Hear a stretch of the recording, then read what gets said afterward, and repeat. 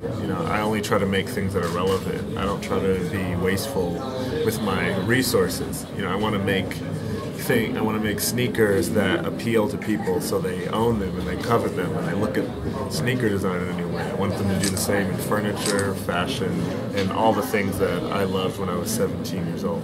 What makes Ikea a great company is that they're able to make affordable design and distribute it all around the world. The reason why furniture usually is really expensive, it's usually for only people that are extremely wealthy that can afford to spend.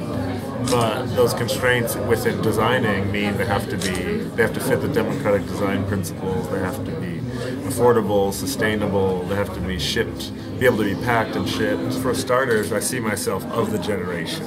I don't think of myself as a voice. I'm not interested in being like the spokesperson for anyone.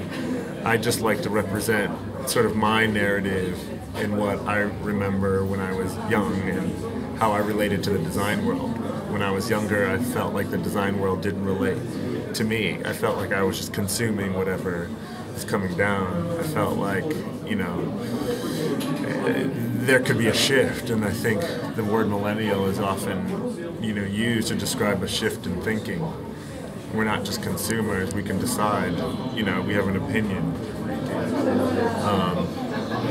So it's always a mix and match. That's what off-white means. It's not black, it's not white, it's not gray either. It's somewhere in between.